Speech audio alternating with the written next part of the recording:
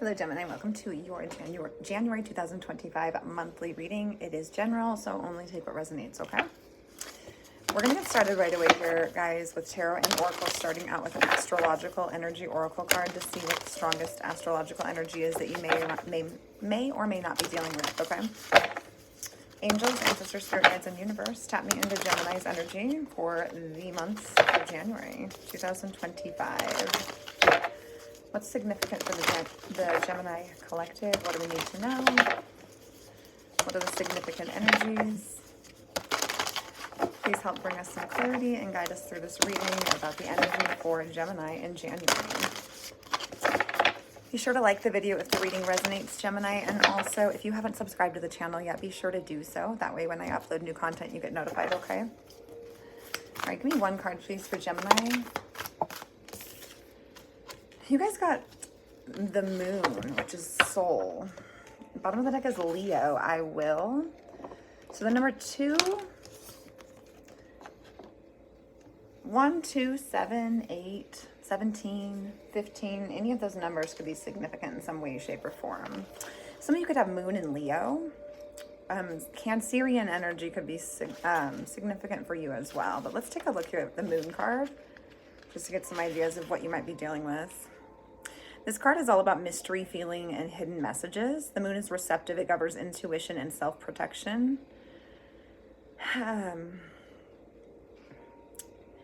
The moon is our soul. It shows the intimate side of who we are. The moon represents security, the home we grew up in, and the need to hide away and recoup our energies.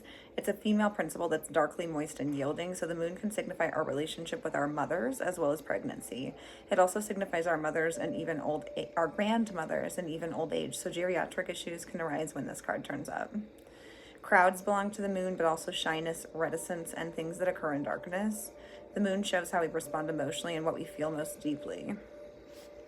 It can also represent who we are in secret and also memories from and who we were in the past lives. The moon is our innermost selves. Allow yourself to shine. This card indicates fluctuations in your life. The moon changes signs every 2.5 days, so 12 different moon combinations means great variation. But the moon is the side we keep concealed. In a horoscope chart, when the moon has many aspects or is the most elevated planet in the chart, it is considered to have a strong influence. The lunar influence can be indicative of future fame, governing the masses, what is likely to be popular. At this time, you may have trouble controlling your emotions and you may want to do things that are safe. You're very sensitive and you must gauge any feelings before entering a room or being with people you don't know. You like working alone, but you are also dependent on how others are responding to you now. The arts and helping professions suit you. You would do well working with persons with mental or emotional problems or anyone who needs counseling. It's also a good time to rely upon your imagination and to pay attention to your dreams. When this card turns up in a reading, all is not as it seems because something's being obscured. You may feel you've lost your direction or that you don't have all the information to go forward. There is much you're sensing, but you may be hesitant to act. It may look as if it is difficult to cut through the fog to get to the real truth of any situation. Substance abuse issues may touch your life, not you necessarily, but certain energies or persons surrounding you. After growing close to someone, the energy may feel smothering and restrictive, insecurities may arise, and there may be feelings of paranoia. It's important now not to accept any false pictures or misapprehend the truth.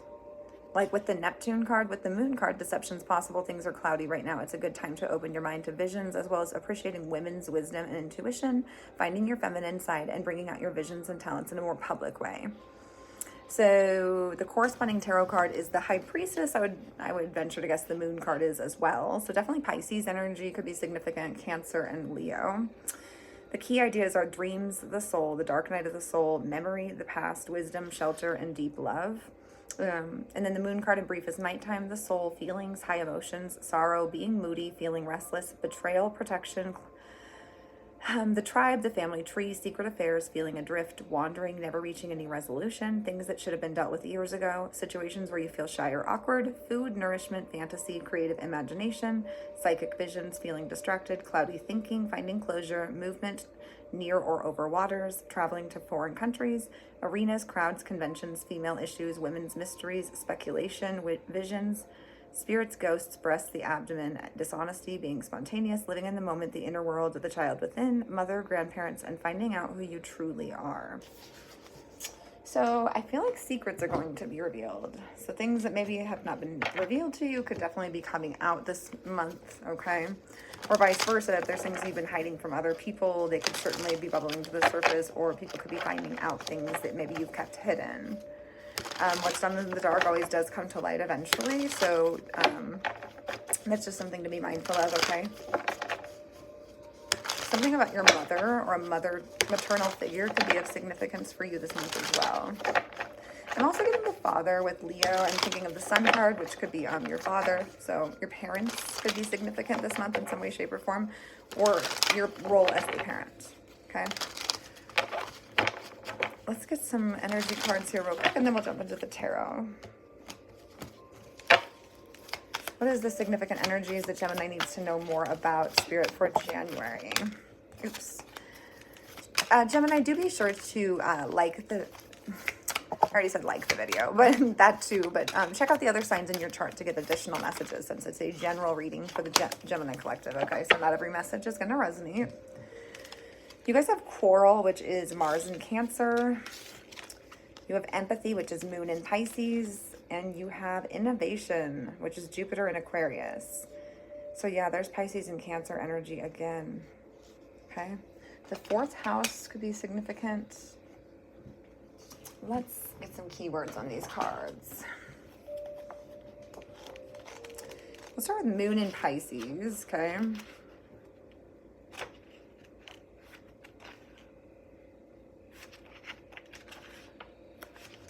So empathy, when this card appears in a reading, it suggests that the questioner has more concern for the feelings of others than for his or her own emotions. The empathy card also indicates a very good feeling for public taste that can be exploited by the development of a new service or product that satisfies a general need. Events are situations such as a hidden mystery, a powerful dream or a premonition, a tendency to escape from situations through alcohol and drugs, the need to make a sacrifice, and ability to tap into the public mood or taste to one's advantage. Okay, so very similar to the moon card energy that we just read about. So I do feel like that's confirmation for some of you. Okay, and then we do have Mars in Cancer. Mars is in its fall in Cancer. So where it's exalted in Capricorn, Mars does his least best, his worst in Cancer. So when this card is selected, it usually shows that all is not well in the family nest. Events are a continuing family row, a family estrangement, fighting over an inheritance, a divorce, or a problem involving custody. Okay, and then we have Jupiter and Aquarius. Innovation. So in a reading, this card could indicate a totally new approach to a problem. It may involve the help of a clever and talented friend, as Aquarius rules the 11th house of friendship. Events are working on an original idea, being involved with a new invention, an avant-garde group formed to benefit or educate others, and using ingenuity to help the less fortunate. So I do feel like for some of you, there's some family issues going on. Could be between your parents or you and someone else, maybe someone you have children with. Again, children and family are really being highlighted in the gemstones. That's not going to be every situation, but childhood trauma could be significant as well. Somebody could have like addiction or substance abuse that's kind of in their family, so to speak, okay? Like a generational issue. But let's get this rolling here. So the strongest energy for you in the month of January is the Seven of Swords. Okay. Not the best energy, but the theme for you in January is the World card. So that's fixed sign energy. Taurus, Leo, Scorpio, and Aquarius could be of significance, okay? What you should embrace in January is the Strength card. That's that Leo energy. What should Gemini avoid in January? Six of Pentacles, okay? Potential obstacle or challenge for you. King of Swords, Aquarius energy, Gemini and Libra. The best way to resolve the King of Swords is the Eight of Pentacles. Okay, and what is the advice card for Gemini in January? 88 could be significant for some of you.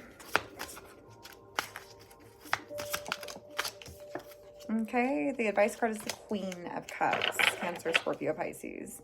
Bottom of the deck is the King of Wands, Aries, Leo, Sagittarius.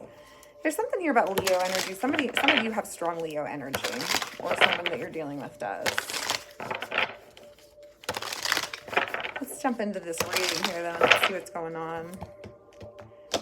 Seven of Swords is energy you'll be embodying the strongest in January. Why? Oops. That's way too many loves. Six of Pentacles. Okay, that is your potential obstacle or challenge, so that's interesting. Or, I mean, I think that's actually what you should avoid, yeah. Queen of Wands and the Ace of Cups. Aries, Leo, Sagittarius here again.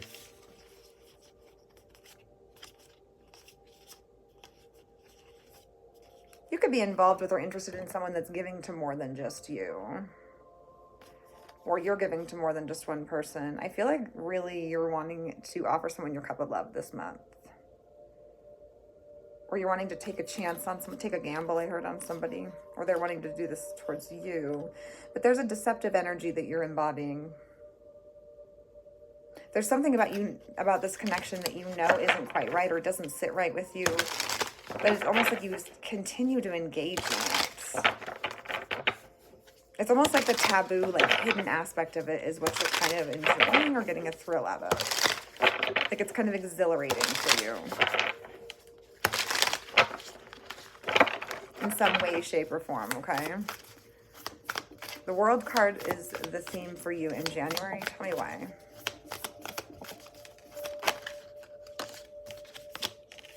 Okay, we have the Seven of Swords in the reverse.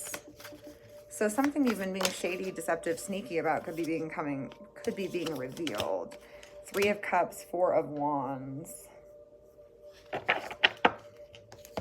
Something's coming to an end in your life, and it's because some sort of secret or deception or shadiness is being revealed or coming to the forefront. Somebody's no longer to hide the fact that maybe they're in a third party, or they've been going and seeing someone at their home, maybe trying to reunite with somebody, or for some of you, it's about sneaking out and partying, or something about going to someone's home, but it's coming to an end. It's no longer something that you're going to be able to engage in, whether that's by choice or you're being forced to accept that fact, okay? So I do feel like the month theme, you're really closing out some chapters / cycles in your life that have needed to be closed out, so to speak, okay? Tell me about the Strength card for what Gemini should embrace. Seven of Cups, Ace of Wands. Okay, give me one more, please, on the Strength card.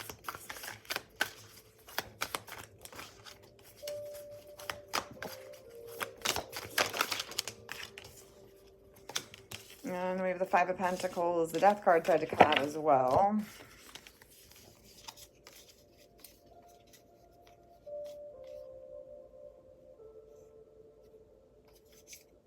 I'm hearing embrace the fact that something didn't work out for you because it was not a good option anyway. Something was confusing, muddied, unclear,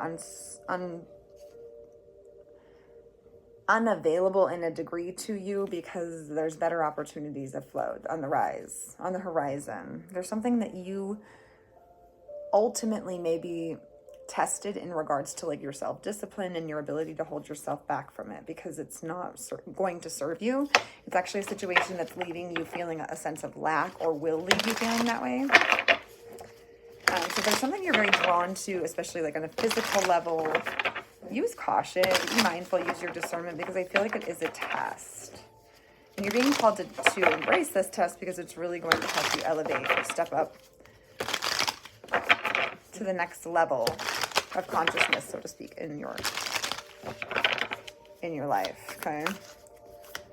What you should avoid is the Six of Pentacles, okay? Why?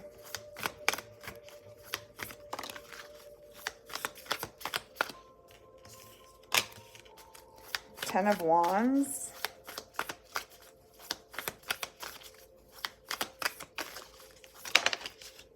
Seven of Wands. Give me one more. 777 could be significant for some of you. The Devil, Capricorn energy. Avoid giving handouts to somebody that's very toxic. somebody that's been a burden, weighed very heavily on you, potentially someone that you've needed to set strong boundaries with, or that you have and they don't respect that. This is a very obsessive person, a very codependent person, someone with very toxic tendencies, toxic habits, traits, something of that nature. There's no reciprocity in this connection, okay? Even if you're the toxic person, there is not reciprocity here. And you're not going to feel fulfilled or like there's reciprocity at the end of the day, okay? This is a situation where tough love has to be applied, is what I'm hearing.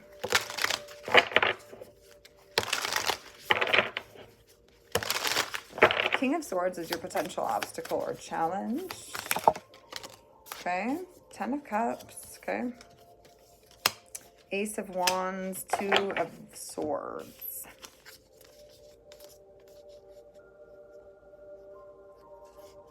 You're struggling to find emotional fulfillment, and I feel like it's because you're being very, very shut off emotionally. You're very detached, unemotional, even a little bit bitter. I hate to put you on blast there, okay? No judgment. But there's something that you're very bitter and unhappy about. It could be a family situation. Something of that nature. But it's like it requires more of an approach than just logically. And you're lacking the ability right now to objectively see that and be emotional as well as logical when it comes to this situation. So I do feel like there could be a struggle for you in like being indecisive about whatever this decision may be. You're really struggling to make one. Because it's almost like you know subconsciously that you need to be emotional as well as logical in regards to whatever this is, but you're not allowing yourself to do so. It's not really telling you why, aside from you're just very much in this logical mentality, okay? So the best approach or a way to resolve this is the 8 of Pentacles. Tell me why. King of Wands, Aries or Sag. We have the Wheel of Fortune. And we have the 2 of Swords again. Taurus, Leo, Scorpio, Aquarius, Sagittarius, and Aries. Any or all of those signs could be significant in some way, shape, or form.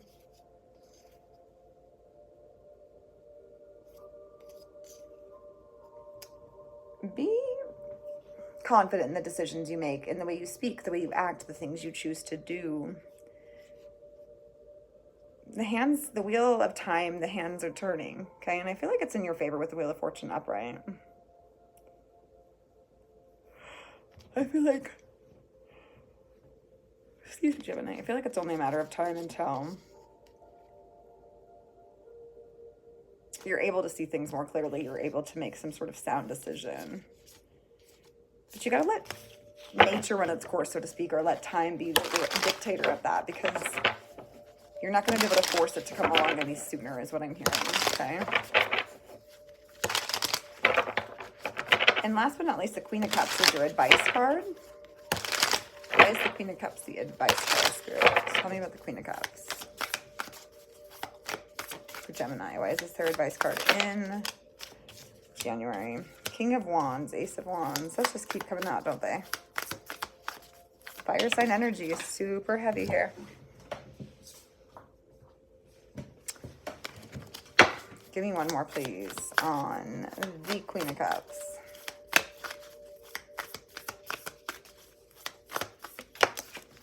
Oh, my Lord. Just give me one more, please, on the Queen of Cups. Why is this the advice for Gemini in January?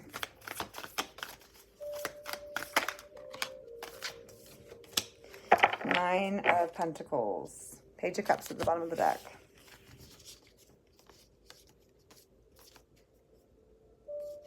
Believe in yourself, okay? Be confident. I feel like you're pretty emotional this month. But you have very strong intuition, very heightened sensitivity. And there's a need to also kind of embody that like wand type energy, okay? And maybe you do. You might be lacking more of the energetic, emotional side of things. But think things through and be certain before making any commitments to any person, place, or thing. Because I do feel like you're looking good, feeling good, smelling good. You're pretty confident in what you deserve and where you're going by month's end, or there's a need to try to work on that.